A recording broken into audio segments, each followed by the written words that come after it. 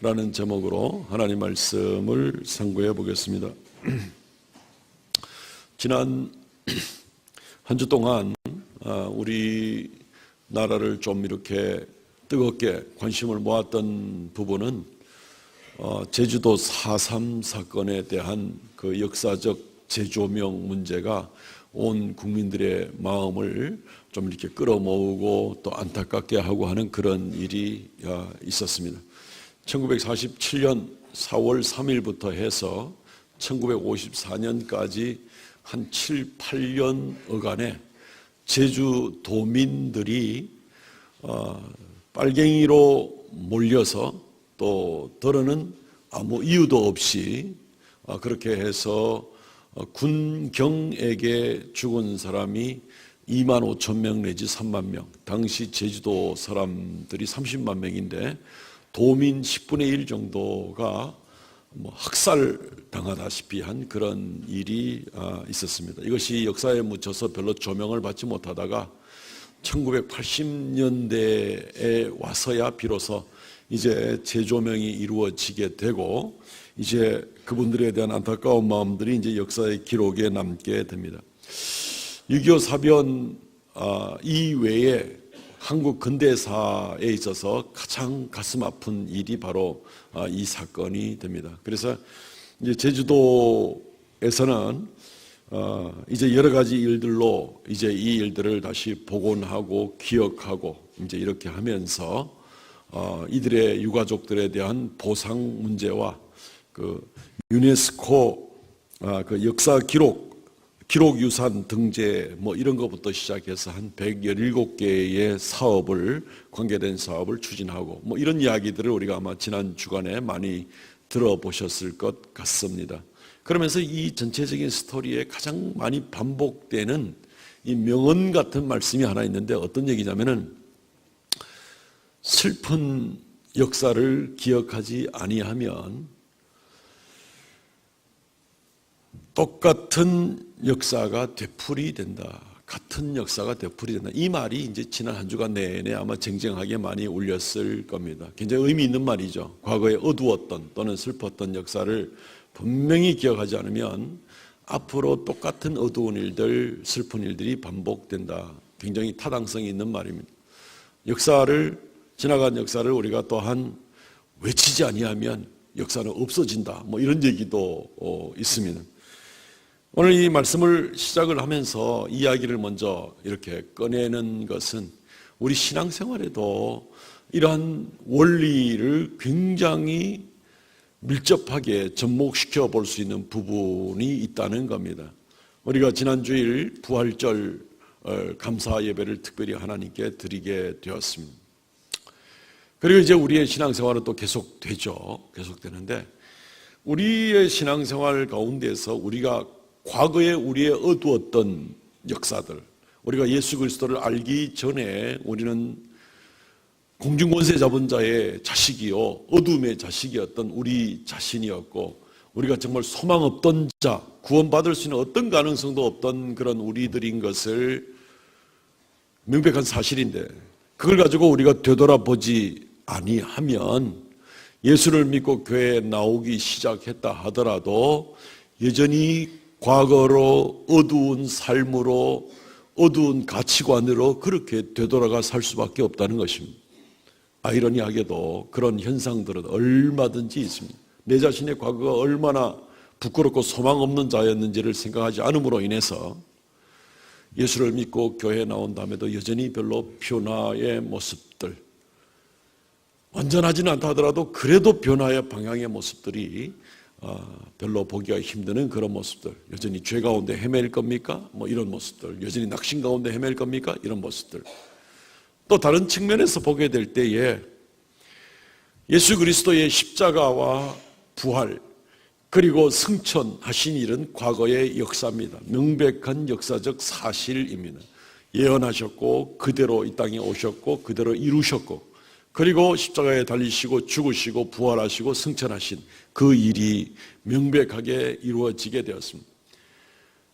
그 역시 잊으면 안 되는 거죠. 굉장히 이것은 우리에게 좋은 측면으로 우리가 정말로 소망 없는 자들이었는데 예수 그리스도의 십자가와 부활로 말미암아 우리는 정말 이제 영생을 얻게 된, 새 생명을 얻게 된, 영광의 하나님의 자녀가 된 이 일을 우리가 잊어먹지 말고 정말 다시 한번 되새기고 주님의 은혜를 감사하면서 나가야 될 그럴 우리의 입장인데, 신앙생활을 좀 오래 하면서 이것도 그냥 아련하게 잊어버리고 그냥 습관적인 종교 생활 하듯이 나가는 그런 모습이라면, 그리스도인들, 만약에 그렇게 생각하는 그리스도인들이 있다면 미래가 없는 겁니다. 그리스도인인지 아닌지 아무런 감동도 없고 명백한 사실, 잊어먹고 사는 겁니다. 십자가의 사건이 별로 의미가 없이 생각될 때가 많은 거죠. 아울러 주님께서 승천하시면서도 우리에게 약속하신 다시 오리라, 다시 나타나리라, 재림하리라 하는 명백한 이 메시지들을 우리에게 주셨는데, 주님의 이 놀라운 구원의 역사, 나를 위해 희생하신 그 놀라운 구원의 역사를 우리가 반복적으로 깊이 기억하고 생각하지 않고, 주님의 다시 오리라, 그리하여 영원하고 완전한 하나님의 왕국의 영광 가운데 우리가 살게 될 것을 기억하지 않고, 그 약속을 기억하지 않고 소망하지 아니하고 살아간다면 우리는 이 세상 어딘가에 유리방황하는 그러한 사람들에 지나지 않는 것이, 어디로 가야 될지, 뭘 기준으로 살아가야 될지를 헤매게 되는 것입니다. 그래서 역시 이 원리가 우리에게 얼마나 중요하게 적용돼야 되는가 하는 것을 생각해 볼 수가 있는 겁니다.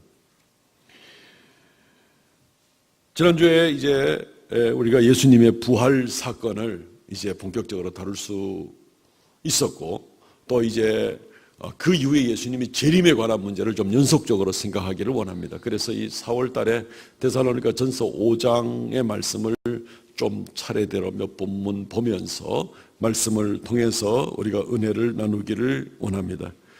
우리의 과거를 잘 생각하고 예수 그리스도께서 우리를 위하여 행하여 주신 일을 잘 기억하고, 그리고 미래를 또 잘 준비해 나가는 그런 우리가 되시기를 주의 이름으로 축원드립니다. 오늘 본문 말씀 가운데에는 깨어 있으라, 정신 차리고 깨어 있으라, 이런 말들이 3번이나 나옵니다. 5절, 6절, 8절, 10절 뭐 계속해서 반복적으로 이렇게 나오는 겁니다. 깨어 있으라, 정신 차리고 있으라. 그래서 오늘 말씀의 제목을 깨어 있으라라고 이제 설교 제목을 삼고, 오늘 본문의 설교의 틀은 아주 간단하게 2대지 정도만 생각할 겁니다. 아마 듣고 나면 한 문장으로 다 정리가 할 수 있고 안 잊어먹고 한 주일 동안 기억할 수가 있을 그럴 제목입니다. 먼저 생각해 볼 것은 밤에 속한 자가 되지 말라는 것입니다. 두 번째 설교 대지는 뭐가 될 것 같습니까? 낮에 속한 자가 되라는 것입니다. 밤에 속한 자가 되지 말고 낮에 속한 자가 되라. 굉장히 쉽죠? 이 부분을 오늘 좀 생각을 해보기를 원합니다. 밤에 속한 자들은 언제든지 있습니다. 예수님 당시에도 있고, 예수님 부활 승천하신 다음에 사도 바울이 데살로니가 교회에 편지를 쓸 때도 있고, 밤에 속한 자들은 얼마든지 있습니다. 뭔가 모르게 문제가 있는 이 밤에 속한 자들, 어떤 사람들이 밤에 속한 자들인가, 그들의 삶의 모습과 결과는 어떤 것인가, 이런 것들을 우리가 먼저 말씀을 통해서 좀 생각해 보기를 원합니다. 밤에 속한 자들은 정리를 하면 진리를 왜곡하는 사람들이고, 들으는 진리를 부인하는 사람들이고, 그리고 진리와 떠난 어두움의 삶을 살아가는 사람들이다. 당연히 진리를 떠났으니까 어두움의 삶을 살겠죠. 이제 그런 모습을 먼저 좀 생각을 해보겠습니다. 그들은 진리를 많이 왜곡합니다. 한국에서도 여러 이단들이 진리를 왜곡하는 모습을 보게 됩니다. 특별히 사도 바울이 오늘 데살로니가 전서 5장에 예수님의 재림에 대해서 말씀을 해주고 있습니다. 초유의 관심일 수밖에 없습니다. 왜냐하면 예수님의 약속이기 때문에. 그래서 심지어는 예수님의 재림이 언제인가 하는 데까지도 관심이 많습니다. 머지않아 오리니 너희들이 더디다고 생각하는 것만큼 그렇게 더디지 아니할 것이다. 베드로후서 3장 말씀에도 나와 있고, 이제 이런 모습이 있습니다. 그런데 이 틈을 타서 진리를 왜곡하고 사람들을 혼탁하게 만드는 사람들이 있습니다. 어떤 사람들인가 하면 먼저는 이 하나님의 뜻 가운데 예수 그리스도의 재림을 우리가 날짜를 알 수가 있다 라고 이렇게 생각하는 사람들이 역사 가운데 있어 왔습니다. 혹시 노스트라다무스라는 사람에 대한 이야기를 들어보셨습니까? 1500년대에 살았던 유대인 예언가라고 알려지고 있습니다. 이 사람이 세기들이라는 책을 썼고 거기에 여러 예언들을 썼는데 희한하게 이게 잘 맞아 들어가는 겁니다.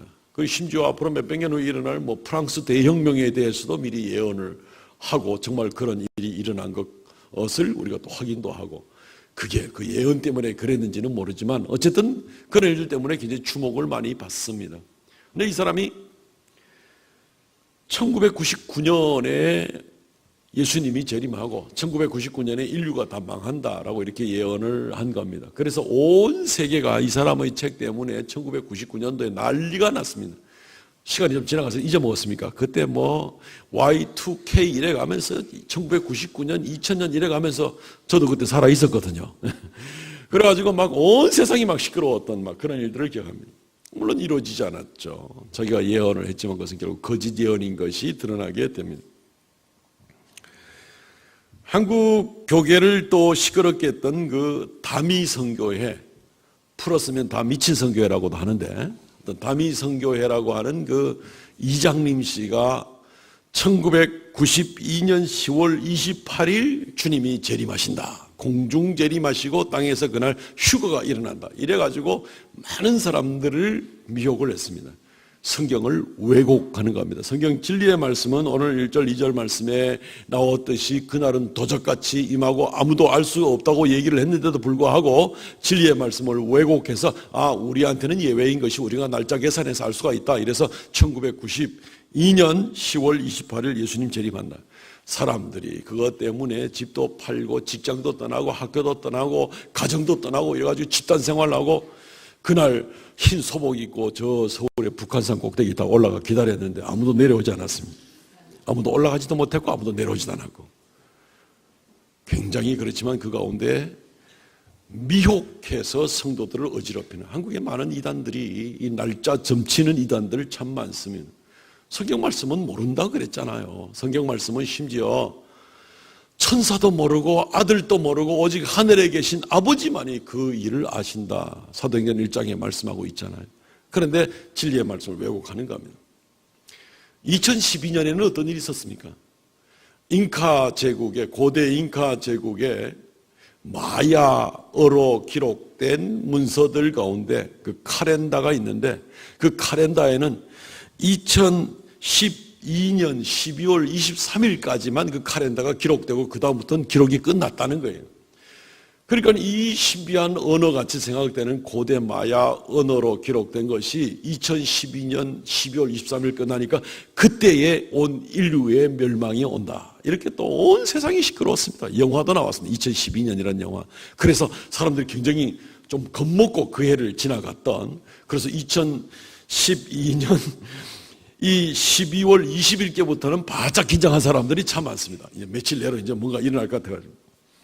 아무도 일어나지 않았습니다. 나중에 학자들이 연구를 해보니까 왜 마야 문명의 잉카 문명의 그 마야 카렌다가 12월 23일 2012년에 끝났는가 하면은 이 사람들의 그 이전부터 숫자를, 이 사람들이 266년마다 이사를 한 번씩 가는 그런 사람들인데 이 숫자를 세다가 자기들의 숫자가 없는 거예요. 숫자가 끝난 거예요. 그래서 더 이상 숫자를 어떻게 기록할 수가 없어가지고 거기서 끝냈다. 이것이 이제 학자들이 나중에 밝혀낸 겁니다. 숫자가 우리는 천만, 백만, 천만, 1억, 그다음 뭡니까? 1억 다음 뭐죠? 조, 경. 저는 아는 게 그거밖에 없는데 어떤 분들은 또 쭉 높은 숫자를, 오늘날은 숫자가 참 많더라고요. 아마 그것도 하나하나 세려면 죽을 때까지 셋 다 못 세시겠지만 어쨌든 숫자가 많은데 고대는 숫자가 그렇게 많지를 않습니다. 숫자가 많지를 않습니다. 그러니까 한계가 있는가 하면 우리가 다른 예를 한번 들어보면은 이 창세기 41장 같은 데 보면은 요셉이 에집트의 총리 대신이 돼서 이제 7년 풍년, 7년 흉년의 일이 있는데 7년 풍년의 때에 너무너무나 풍년이 돼가지고 많은 곡식을 받아들이고 창고에 쌓아놓는데 너무 많아서 헤아릴 수 없었더라. 우리 한국말 성경에는 그렇게만 기록이 되었으니 바다 모래가 곡식이 바다 모래같이 힘이 많아 세계를 그쳤으니 그 수가 한이 없음이었더라. 그 수가 한이 없음이었더라라고 번역이 됐는데 실제로 원어에 보면은 수가 없었더라 이렇게 되어 있습니다. 더 이상 셀 수 있는 숫자가 없는 겁니다. 에집트 숫자로는. 그러니까 뭐 참 얼마나 많은가 알 수 있는가 반면에 고대에는 숫자라는 것이 한계가 있는 거구나. 이 마야 문명의 그런 숫자도 쉽게 우리가 알 수가 있습니다. 근데 어쨌든 이런 것들에 의해서 사람들이 미혹당하는 거죠. 와, 2012년에 일나는갑다. 1999년인갑다. 아니다, 1992년인갑다.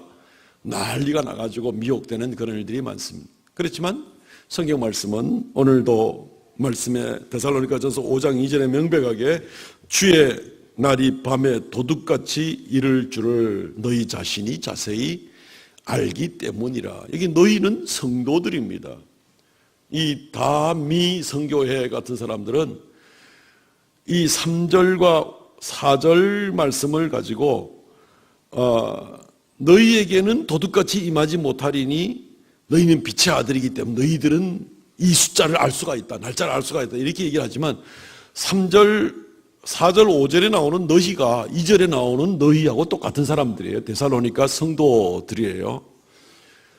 성경을 왜곡하는 겁니다. 똑같은 너희지만 도둑같이 임해서 주님께서 언제 갑자기 재림하실지 아무도 알 수 없는 것은 너무나 명백한데, 그런데 예수님께서 4절 5절에 그렇게 말씀하신 건 뭐냐면은 너희가 빛의 자녀가 되어서 늘 잘 준비하고 살면 주님께서 도적같이 정말 예고하지 않은 때에 갑자기 오신다고 해도 아무 문제가 없을 거라는 얘기입니다. 그러니까 도적같이 임할 수가 없다는 겁니다. 그걸 우리 숫자, 시간을 알아서가 아니라 우리는 언제 오시더라도 아무런 문제가 없다는 이제 그런 뜻이 되는 건데, 성경을 왜곡해서 대한민국에 있는 모든 이단들은 전부 다 이 문제뿐 아니라 다른 구원론과 기독론과 이런 데 대해서 전부 다 신론에 있어서 성경을 왜곡하는 이제 그런 현상들입니다. 굉장히 무지하기도 하고 악하기도 하고 수많은 사람들을 미혹에 빠뜨려서 멸망시키는 이제 그런 모습이 되는 것이죠. 어제 저녁에 예를 들면 어제 저녁에 우리 성도들 다 잠 잘 주무시고 오셨죠? 어젯밤에 도둑 맞으신 분들은 안 계시죠, 혹시? 네. 도둑 맞을까봐 겁이 나서 어떻게 주무셨어요? 문 닫아 걸고 자니까 뭐 걱정이 안 되는 거죠. 그래 잘 주무시고 오신 거죠. 지금 4절 5절 말씀은 그 말씀하는 겁니다. 언제 도둑이 언제 뭐 예고하고 오는 도둑이 있어요, 세상에? 그런 도둑은 없어요. 아무도 없습니다. 그런데 잘 문단속을 하고 있으면 언제 도둑이 오든지 말든지 아무 상관이 없는 겁니다.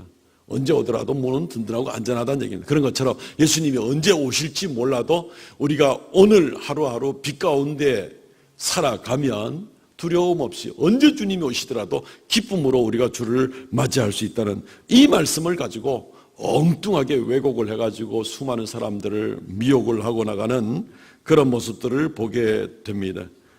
결국 어떤 결과를 가져오는가 하면은 이로 인해서 미혹해서 성도들을 멸망으로 이끌고 많은 손해를 끼치게 만들고 또 어둠의 자식이 되는 겁니다. 어두움의 삶을 사는 겁니다. 이 사람들의 대표적인 특징 중에 하나가 어두움의 삶의 결과로 나가게 되는 거거든요. 어둠에 사는 사람들은 어둠에 살다가 멸망으로 나가는 겁니다. 이장님 씨 같은 경우도 그 와중에 세상도 재물도 학교도 가정도 직장도 다 필요 없다고 9월 28일 예수님 재림하시니까 92년도에 그렇게 가르쳐 놓고 자기는 그 와중에 어떻게 했는지 압니까? 자기를 따르는 신도들 재산 34억을 가로채가지고 그것 때문에 사기죄로 나중에 감옥에 들어간 그런 일이 있습니다. 자기가 그래 가르쳐 놓고 자기는 왜 그때 그 열심히 재산을 모았는지 그 9월 28일을 잘라고 그렇게 모았는지 참 미혹에 빠뜨리는 일들이 많고 그 결과는 삶을 어둡게 만드는 겁니다. 또 한 가지 이 어둠에 있는 사람들의 특징은 진리 자체를 아예 부인하는 사람들도 얼마든지 있습니다. 진리 자체를 왜곡하든지 아니면 부인하든지 예수님이 재림 없다. 뭐 오늘까지 기다렸는데도 예수님 재림 없는데 뭐 언제 뭐 있겠나? 그냥 그 당시에 그냥 막 충고를 주려고 하는 소리다. 이런 식으로 해서 진리 자체를 부인하는 그런 모습을 보게 되는 겁니다. 그렇지만 과연 예수님의 재림이 없습니까? 베드로후서 3장 4절로부터 7절 말씀까지에 보면 그들의 하는 소리가 주의 강림하신다는 약속이 어디 있느냐? 조상부터 있던 그 하늘 그대로 그 하늘 그대로네 이렇게 얘기를 하고 있는 것을 보게 됩니다. 그 하늘은 그대로 맞습니다. 그 하늘은 보관된 거 맞습니다. 근데 그 땅은 그 땅 그대로가 아닙니다. 그리고 그 하늘이 그대로 남겨둔 것은 마지막 불로 심판하기 위해서 하나님께서 지금 그 하늘을 간직해 두고 있는 것이다 라고 베드로 후서 3장 4절로부터 7절 말씀, 특별히 이제 하늘과 땅은 그 동일한 말씀으로 불사르기 위하여 보호하신 바 되어 경건하지 아니한 사람들의 심판과 멸망의 날까지 보존하여 두신 것이라. 진리의 말씀은 예수님의 재림이 분명히 임하고 그때 심판이 임할 거라고 명백하게 이야기하고 있는데, 그런 게 어디 있어? 세상 심판이라는 게 어디 있어? 이래 살아가는 거지 하고 진리 자체를 부인하는 그런 모습을 보게 되는 것입니다. 그게 이루어지지 않겠습니까? 예수 그리스도에 대한 초림에 대한 예언이 적어도 구약에 300회 이상 있습니다. 그리고 이루어졌습니다. 사실은 300회까지 아니라 한 번만 예언이 되더라도 하나님 말씀은 완벽하게 이루어지는 줄로 믿습니다. 근데 300회 이상이나 예언된 거니까 반드시 이루어졌죠. 그래서 지금 역사적 사실이죠. 예수께서 육신으로 이 땅에 오신 거, 십자가에 달리신 거, 부활하신 거, 승천하신 거 역사적인 사실이죠. 그런데 예수님이 재림하시는 일과 이 마지막 심판에 관한 그런 메시지는 신구약 성경을 통해서 1000번 이상이나 기록이 되었습니다. 1000번이나 기록된 그 주님의 심판에 대한, 재림에 대한 그런 예언의 말씀이 이루어지지 않을 거라고 생각하십니까? 어린 턱도 없습니다. 그럴 가능성은 0%입니다. 0%입니다. 반드시 주님의 재림은 이루어지게 되는 겁니다. 이것을 믿으시기 바랍니다. 근데 이 진리를 부인하는 사람들, 왜곡하든지 부인하든지 하는 사람들은 결국 어떻습니까? 재림이 없다고 생각하는 사람들은 이 세상이 전부죠. 그러니까 이 세상에서 죄로 달려갑니다. 어둠으로 달려갑니다. 쾌락으로, 정욕으로 달려가게 됩니다. 아무도 보지 않을 거라고 생각을 합니다. 오늘 말씀 가운데도 데살로니가전서 5장 7절 말씀, 자는 자들은 밤에 자고 취하는 자들은 밤에 취하되, 그냥 잠자는 것 같이 어둠에서 그냥 정신을 못 차리고 이제 살아가는 거죠. 아무것도 모르는 건 깨닫지 못하고 그냥 잘 때는 그렇잖아요. 이건 비유죠. 자는 자가 밤에 잔다 하는 것은 인생을 살 때 자는 자처럼 그냥 어두운 가운데 살아간다 하는 얘기고, 취하는 자도 밤에 취하되, 지금 밤이라고 생각하고 지금은 마음대로 취하고 돌아다니고 이렇게 해도 누가 나를 보랴 싶은 그런 생각으로 취하고 어둠의 일을 감당한다는 겁니다. 술 먹고 다니고 행패 부리고 이런 사람들 되게 어두울 때 그렇게 합니다. 왜냐하면 대낮부터 그러면 저 사람 좀 어찌 된 사람이냐 이런 생각을 하기 때문에 밤에 꼭 술을 마셔. 왜 그런지 몰라. 그죠?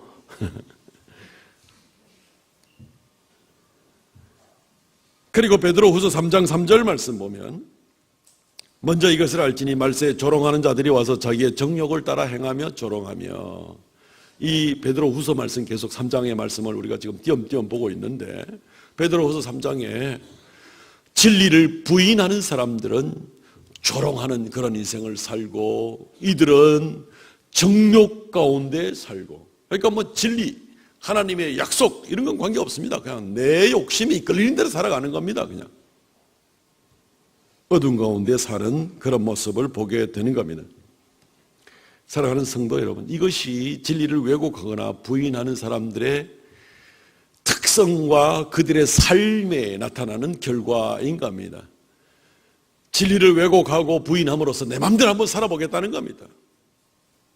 내가 큰 소리 치고 어찌 되든지 간에라도 그냥 재림은 없다고 생각하고 마음대로 살아가는 그런 모습들, 결국 이 주님의 재림에 대한 메시지는요, 언젠간 성경 말씀에 따라서 주님이 한번 재림할 거다 하는 그런 어떤 단순한 사건으로만 처리될 일이 아니고, 이 명백한 약속과 사실은 지금 우리들의 삶의 방향을 정하는 겁니다. 예수 그리스도의 십자가와 부활과 승천을 믿고 살아가느냐 아니냐와 마찬가지로 재림을 믿고 살아가는 사람은 삶의 방향이 정해지는 겁니다. 내가 재림을 믿고 재림을 준비하고 깨어있어 살아가느냐, 아니면은 재림이 있다고 하기는 하는데 내 잘 모르겠고 이 땅에서는 내 마음대로 살아가겠다, 삶의 컬러가 완전히 달라지는 겁니다. 진리를 왜곡하거나 부인하는 사람들의 삶의 색깔을 우리가 말씀을 통해서 지금 확인해 보지 않았습니까? 사랑하는 성도 여러분, 예수님의 십자가와 부활을 믿습니까? 예수님의 승천과 예수님의 재림을 믿습니까? 그러면 빛 가운데 사시기 바랍니다. 그것을 믿으신다면 믿는 대로 그렇게 살아가시기를 바랍니다. 말로 믿는다 하면서 실제로 마음으로 믿는 게 아니기 때문에 이 세상의 어둠의 일을 추구하는 그런 삶을 사는 것은 입술의 말이 거짓이라는 것을 드러내는 것입니다. 우리의 삶의 칼날을 결정짓는 것은 바로 주님의 재림 신앙입니다. 이것을 굳게 붙들고 나가시기를 바랍니다. 오늘 말씀의 두 번째 부분은 낮에 속한 자가 되십시오 말씀드린 대로 그 부분이 되겠습니다. 좀 더 말하자면 구체적으로 그러면 빛 가운데 살아가라, 낮에와 같이 살아가라 하는 얘기는 그럼 무슨 뜻입니까? 라고 우리가 물을 때에 오늘 말씀 가운데 6절과 8절 말씀에 보면은 그 구체적인 내용이 나와 있습니다. 그러므로 우리는 다른 이들과 같이 자지 말고 오직 깨어 정신을 차릴지라. 우리는 낮에 속하였으니 정신을 차리고 믿음과 사랑에 호신경을 붙이고 구원의 소망에 투구를 쓰자.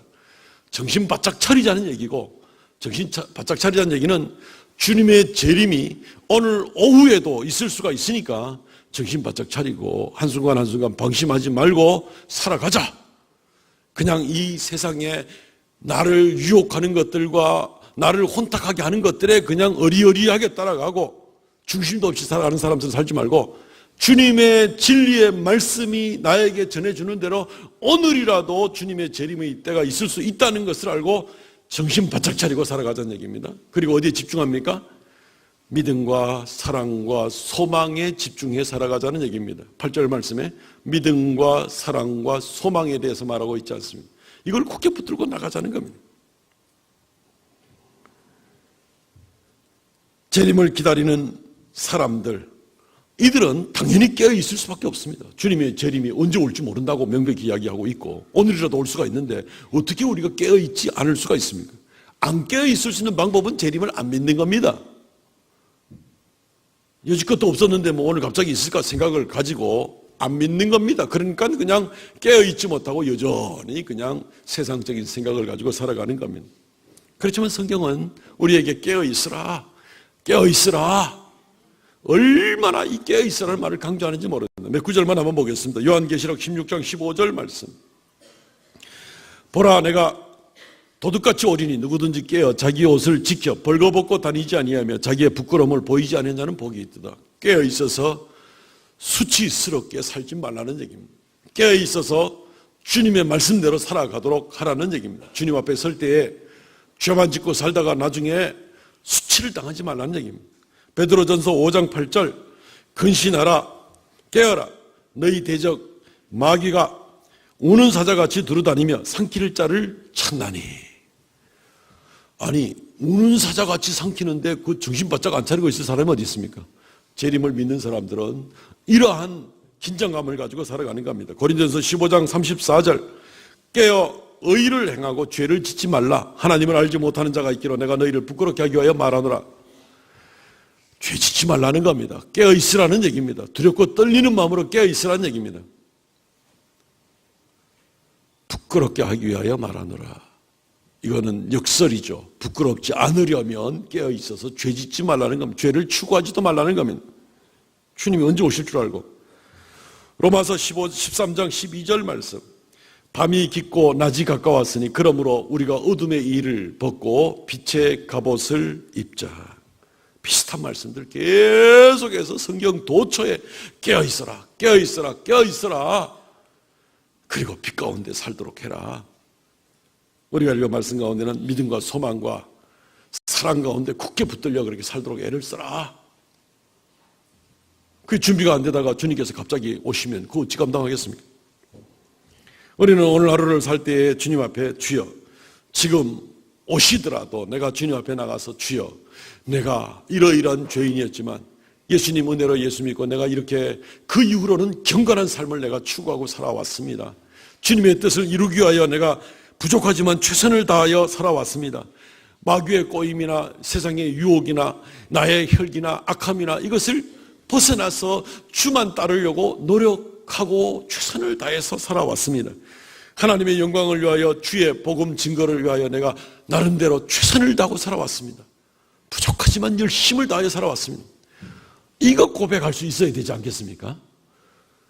그런데 주님 앞에 나와가지고 주님 지금 재림하셨는데 주님 앞에 주님께서 물으실 때 너가 무엇하다 살아왔느냐 그럴 때 아무런 할 말이 없어. 그냥 뭐 바빴지요 뭐. 아무런 의미가 없습니다. 아무런 의미가 없는 인생이 될 수가 있는 겁니다. 정말 우리는 이 부활신앙을 가지면 깨어 있을 수밖에, 긴장감을 가지고 살 수밖에 없습니다. 우리 신앙생활은 그냥 우리의 믿음이라는 것이 마음 한쪽 구석에 그냥 아련하게, 아니면 부모의 권유로 억지로 교회에 나오고, 아니면 그리스도인으로 사는 것이 좀 더 교양이 있어 보이고 뭐 그래가지고, 아니면 오랫동안 관습에 젖어서, 이게 신앙생활이 아닙니다. 우리의 신앙이라는 것은 오늘 말씀 가운데 계속 반복되지만 명백한 역사적 사실 위에 시작이 되는 겁니다. 내가 죄인이었다는 사실, 구원받을 소망이 없었다는 사실. 그런데 예수께서 육신으로 오셨고 십자가에 못 박히셨고 죽으시고 그리고 부활하셨다는 이 역사적 사실 위에 내가 새 생명을 비로소 얻을 수 있었다는 이 명백한 역사적 사실 위에 시작되는 겁니다. 그리고 주님은 다시 오실 것을 약속하시고 곧 다가오게 될 때 주님 앞에 부끄럽지 않게 빛 가운데 어떻게 살아가야 될 것을 명백하게 구체적으로 말씀해 주고 있습니다. 우리의 기독교인들의 신앙생활이 아련하거나 좀 이런 안개 속에 있거나 뭐 추상적인 이런 요소는 하나도 없어요. 역사적인 명백한 사실 위에 시작되었고 구체적인 명령으로 우리에게 요구하고 있고 명백한 약속을 바라보면서 그날을 준비하면서 지금 하루하루 살아가야 되는 삶의 한 조각 한 조각이 아주 눈에 보이듯이 명백한 그런 삶을 살아가는 것이 이게 그리스도인의 삶입니다. 그냥 바람에 구름 잡듯이 그냥 두리뭉실하게 뭐 이렇게 그런 것이 기독교가 아닙니다. 우리는 이러한 모습들을 생각하면서 잘 준비를 해나가야 됩니다. 주님께서 재림하신다는 것은 그래 나중에 재림하신다니까 재림하시겠지 하는 여기서 끝나는 게 아니잖아요. 오늘 우리 말씀 5장 9절과 10절 말씀을 보면 주님께서 재림하신다는 것은 한 단순한 순간적인 그 사건으로 지나고 마는 것이 아니라 주님의 재림이라는 것은 우리의 구원이 이제 완전하게 이루어져서 그때부터 지금은 법적으로 구원이 완성된 거죠. 그때는 우리가 육체적으로도 완전히 누릴 수 있는 그런 완전한 구원에 들어가서 영원한 구원과 영생에 나아가게 되는 것이 바로 주님의 재림 사건으로 모든 하나님의 구원의 계획이 창세기부터 시작된 모든 구원의 계획이 완전히 완성되는 겁니다. 그 순간으로부터 시작을 해서 우리는 주님과 함께 영원토록 같이 살게 되는 겁니다. 지금 9절과 10절 말씀이 그걸 말하고 있지 않습니까? 우리의 구원이 완전하게 완성이 되며 주님과 함께 영원토록 살게 되는 날이 그게 주님의 재림하는 날부터 시작이 되는 겁니다. 본격적으로. 그런데 우리가 이 죄 많은 세상, 한 많은 세상, 힘든 세상, 억울하고 불공평하고 정말 악함이 가득 차 있는 세상에 어찌 우리가 더 살기를 소망하면서 주님의 재림을 소망하지 않을 수가 있겠습니까? 그날이 와야만 모든 것이 정리가 되고 그때로부터 우리가 정말 본격적으로 한번 살아볼 수가 있을 텐데 어떻게 그날을 소망하지 않을 수가 있겠습니까? 사랑하는 성도 여러분, 예수님의 재림에 대한 이 명백한 선포, 우리를 구원하기 위하여 십자가에 달리신 이 예수 그리스도의 명백한 구원의 사실, 이거 믿으면서 하루하루 준비하고 나가시기를 바랍니다. 오늘 하루 믿음과 소망 가운데, 사랑 가운데, 그리고 몸된 교회에 주께서 명령하신 명령을 교회를 통하여 충성을 다하는 가운데 그렇게 나가시기를 바랍니다. 이거 재림하실 거니까 내가 그때까지 가만히 있다가 주님 재림 맞이하면 되지. 그게 아닙니다. 주님은 재림하셔서 우리에게 뭘 하고 있었느냐고 물어보시게 될 겁니다. 그때 대답할 말을 지금부터 준비해야 된다는 것이죠. 영국이 청교도가 짧게지만 이렇게 영국을 다스리고 있을 때 그 청교도 의회가 있었죠. 의원들은 다 청교도인들이었고 다 그리스도인들이었습니다. 이제 국사를 의논하고 늘 회의를 하는 이제 그런 일들을 하는 거죠. 그러다가 어느 날 국회의원들이 모여서 국사를 의논하고 있는 가운데 갑자기 하늘이 변하고 이상한 현상이 하늘에서 일어나는 일들을 그렇게 보게 되었답니다. 이게 이제 워낙 믿음이 좋은 사람들이라서 그것을 보고 이제 주님이 오시는갑다. 지금 오시는갑다. 이런 생각을 했답니다. 그래서 한 사람이 그 교회라는 사람이 일어나서 하는 얘기가 지금 아무래도 주님이 지금 오실 것 같으니까 우리가 폐회하기를 동의합니다. 이제 폐회 동의를 이제 했다는 거죠. 폐회, 지금 우리가 여기서 더 회의를 하는 게 무슨 의미가 있습니까? 폐회를 하고 이제 각자 집으로 가서 주님 오실 거 준비해야죠. 이제 이렇게 얘기를 했다는 거예요.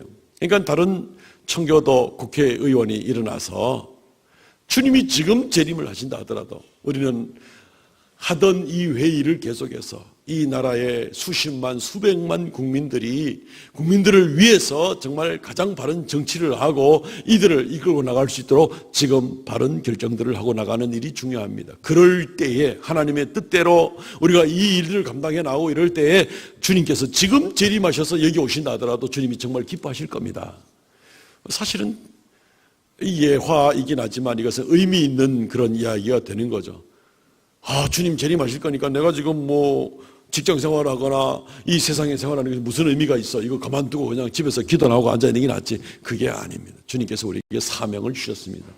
내가 이를 때까지 이 복음을 전하라. 내가 다시 이를 때까지 이 성찬을 계속해서 기념해서 반복하라. 내가 이를 때까지 세상 끝까지 가서 제자를 삼고 내가 너에게 분부한 것을 가르쳐 지키게 하라. 이게 주님이 원하는 겁니다. 그래서 우리의 삶 가운데 주님께서 명하신 것을 끝까지 감당하며 빛 가운데 최선을 다해서 감당하는 것이지 주님이 재림신앙을 갖는다 그래가지고 모든 것 손 놓고 아무것도 안 하고 가만히 있는 그런 것을 말하는 것은 물론 아니라는 말씀을 맺겠습니다. 사랑하는 성도 여러분, 우리를 이 세상 가운데서 혼탁하게 하는 일들이 얼마나 많습니까? 세상의 쾌락과 많은 유혹은 마치 주님의 재림이 없는 것처럼 우리를 유혹하고 우리를 하여금 이 세상에 붙들어 매는, 이 세상을 따라가게 만드는 그런 유혹을 얼마든지 많이 합니다. 이 세상에 있는 수많은 이단들은 성경 말씀을 왜곡해서 주님 앞에 바른 삶을 살지 못하고 이단의 가르침을 쫓아서 나가서 결국 멸망하게 하려는 일들이 얼마나 많이 있습니까? 그리고 그들의 삶은 얼마나 어둡고 죄 가운데 살아갈 수밖에 없습니까? 소망이 없습니다. 주님께서는 오늘 데살로니가전서 5장의 말씀을 통하여서 명백한 주님의 재림의 약속을 다시 한번 바라보면서 우리가 낮에와 같이 빛 가운데 살자는 겁니다. 믿음과 소망과 사랑 가운데서 주님 맡겨주신 충성을 다하며 피차 간에 권면하며 아름다운 삶을 그렇게 살아가자는 겁니다. 열심히 주님 맡긴 사명 잘 진행하면서 수행하면서 살아가자는 겁니다. 그리고 그렇게 주님을 준비하고 오늘 오후에 주님께서 다시 오신다 하더라도 주님 앞에 떳떳하게 설 수 있는 그런 우리가 저와 여러분이 되시기를 주의 이름으로 축원드립니다. 아멘. 통사로 한번 기도하겠습니다. 주님, 혹시 우리가 방심했습니까? 주여 용서하여 주옵시고, 주여 혹시 미혹되었습니까? 정신을 차리게 하여